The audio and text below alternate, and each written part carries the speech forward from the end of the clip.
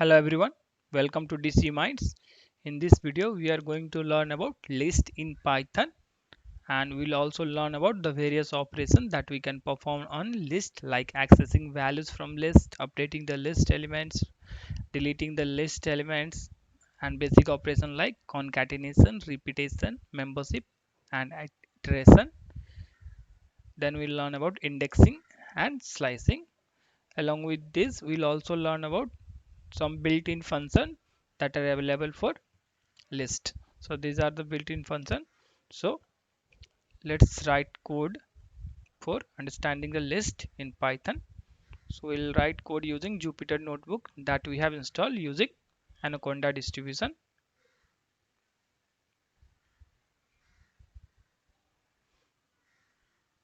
So here we have Jupyter Notebook launch, and we can create a new notebook to write our code, and you can give the name that you want. Okay, and here you can start typing the code.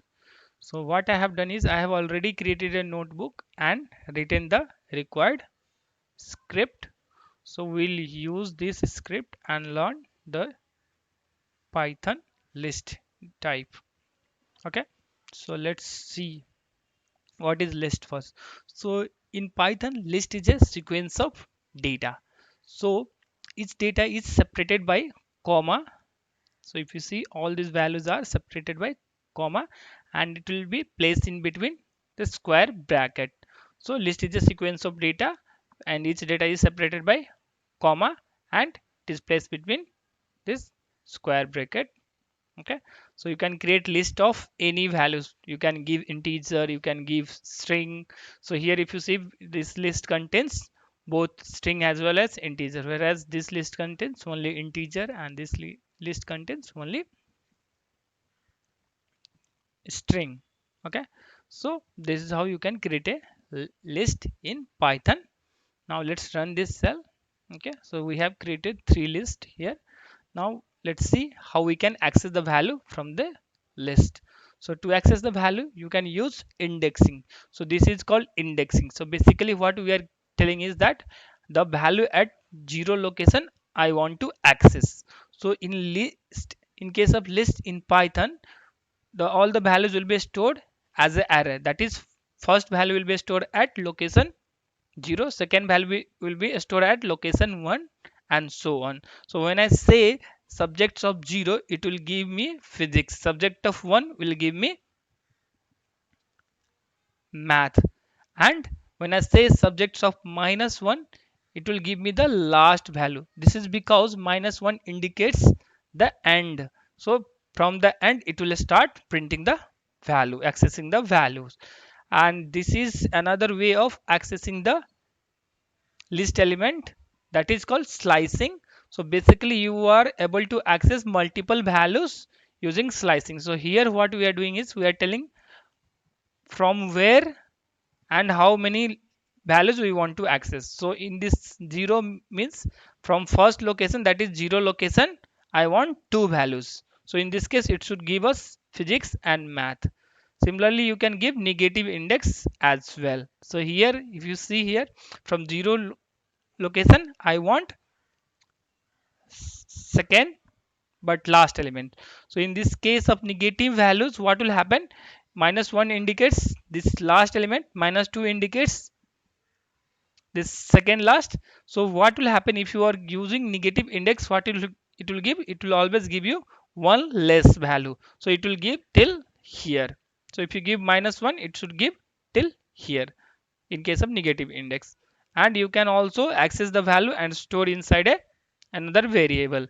So now let's run it and see what we are getting. So in this case, if you see here, first we are getting physics because at 0 location we have physics, and then math because at 1 location we have math, and then we are getting English. So -1 indicates it is last element, that is from end it will count. Okay, and then two elements, that is using this slicing, from 0 location I want two elements, and similarly here from 0 location I want second last element. So in case of negating, this 2 will be discarded and this will be given. In case of negatives, it will be always one less value. Okay, so if you see here, we are getting this. Okay, and then we are getting the another thing we are doing is again we are doing slicing, but in this case we have just specified the start location. So a start location here is third element. So third element is nothing but 0, 1, 2 and 3. So from third all the elements, so it will give us this value. So you can give any of the value, you can mention any of. So in this case, I if I mention just here, if you I mention like till third, so it should give me till third. Okay, so let's run it. So if you see here, it is giving me three elements. So basically till from, if you are don't not giving any location, basically from where we should start accessing the value, it will consider it as 0. So it is giving us a 3 value. Okay, so this is how you can access the value either using indexing or slicing. Okay, next we'll see how we can update the value inside a list. Okay, so if you want to update a value, what you can do, you can just give the location name, basically the list name, and the location at which value has to be changed, and then the value. So here at third location, that is 72, has to be changed to 59, and then we are printing. So this is how you can modify the values in the list. And another thing you can do is you can add two different lists and assign to another, that this is called concatenation, basically adding two lists into one list. Okay, so now let's run it and see what we are getting. So in this case, what we are getting is initially the list is having 5 elements, so it is printing 5 elements. Next we are updating the value at third location, so it is 72. Now it will change to 59. And next thing what we have done is we have added this marks list and this subject list, that is the subject list is having these values. So both are added now, and it is been stored in this list. So while printing this list, we are getting this value. So this is called concatenation. Okay, next thing is that we can also delete the elements from the list. So if you want to delete a particular element, you can use indexing, that is you can give the location of the element which you want to delete and say del, that is delete keyword, and then the list and then location name. Now if I try printing, then let's see what we are getting. Let's run this. So now if you see here, we are getting these many values. So if you compare from previous, here one element is less, so the value at second location, that is 0, 1, 2, 56. Now here 56 is not there, now it has been deleted from here. Okay, next thing you can do is you can delete entire list itself. So here what we are doing, we are deleting this list that we have created here. Okay, so entire list will be deleted. So when I run this cell, let's run it, what we are getting. Okay, we are getting name list is not defined. This is because what we have done is we have deleted the entire list itself. So what will happen when you are trying to access this, at this time it will give us error. This is because this list does not exist. After deleting it, it does not exist. That's why it says it is not defined. Okay, so here we are able to delete the entire list. Next thing is that we can perform repetition operation. Basically you want to repeat the value multiple times. So here what we want to do, we want to repeat the content of this list basically 4 times. So what will happen when you run this, if you see this particular entries are repeated 4 times. Okay, so this is called repetition. How many times you can do, based on your requirement, you can use this operation. Next thing is that membership. So membership is nothing but checking whether particular value or element or item is present inside a list. So here I want to check whether this 90 is not in this list. So when I say 90 not in this, what will it should give me a false, because this is not present. So it should give me true. This is because we are checking for not in. So let's run it and see.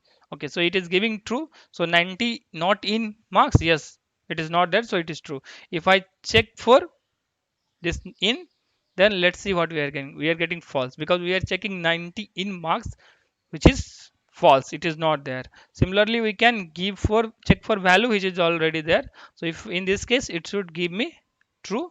If we check not in, it should give me false. So this is called membership checking. So basically you are checking whether particular element is present inside a list or not. Next thing operation is that we can do iteration. So basically you can iterate over all the elements inside a list. So in this case we have five values. What we want to do, we want to iterate through the list and print all the value.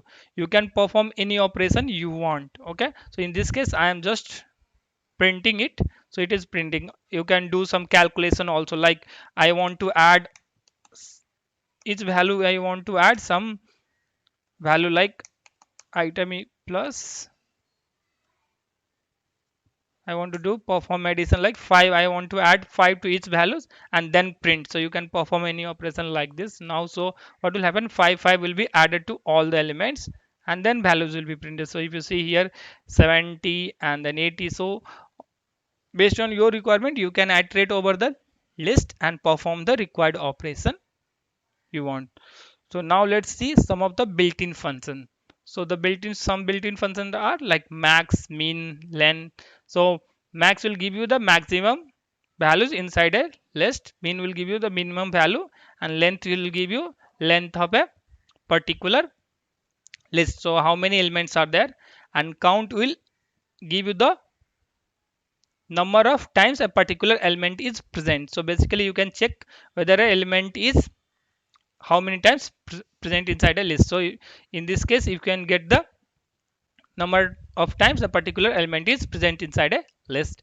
This index will give you the location at which this particular element is present, and this append operation will allow us to add a basically element at the end of a list. So it will add a values, and this pop operation will remove the element from the particular location. So in this case from second location we are removing the value, and this remove also will allow us to delete an element from the list based on the value. So here we are deleting the values, here we are based on the location.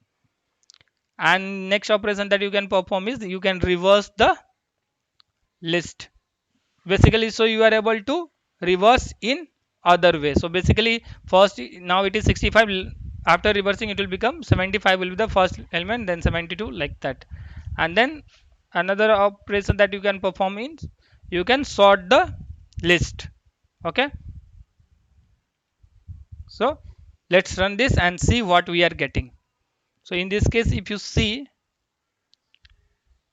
the maximum element is 80. So here max is 80, then minimum is 56. In this 56 is minimum, and length is 5. So we are getting 5, and then we are getting 1. This is 1, value is 1 for this because only one time this 80 is present. Okay, and similarly we are getting the index of 80. The index of 80 is 1 because this is 0, this is 1. Okay, and then we are getting this appended values. So here if you see here 70 is appended because the list does not have 70. If you see here it doesn't have 70, so after appending we are getting the list with appended value. Okay, now next thing we are deleting the element. So second element is been deleted. So second element was 56. That second means the second location. So 0 1 2, so second location element will be deleted now. So we don't have 56 in this list now. Next thing we are doing is again we are deleting the 80. So value we are removing. So here we don't have this 80. And now what we are doing on this list, we are performing reverse operation. So now if you see first 70 is there, then 75, then 72, then 65. So This is reverse operation. And next thing that we are doing is we are sorting. So basically if you see, the list is sorted in ascending order. So this operation will allow to sort the elements of a list. Okay. So this was all about list. Let's see a simple script that I have used to write a solution for real-time problem where list is used. Okay. So here we'll just see the use case of list, not the entire script what it does. So what is happening in this script? Basically I have a file. What we are doing, I am reading from this file. So what we'll do, I will take this line of code and run it here. So basically we are opening the file and reading it. So run this, and now let's check the type of this variable. So in this case if you see what we, let's see what we are getting. So in this case it is a string, but we want to get the value in list. So if we print the value of this variable, let's see what we have. So in this, if you see, all the values are printed over here. So if you see, the values are separated by hash symbol, and see all values here, hash, all the values are separated, and also it is separated by this and percent symbol. So here also and percent is there, here also and percent. So each value is separated by and percent, and inside and percent all the value are separated by this hash symbol. Okay. So what I want to do, I want to split the values based on this and percent symbol. Okay. So for this what we can do, we can use this split operation. So now let's copy this code and let's run this. Okay. And see what we are getting. So now we have data 2. So in this case if we get the type, then in this case if we run this, we are getting this as a list. And now if I print this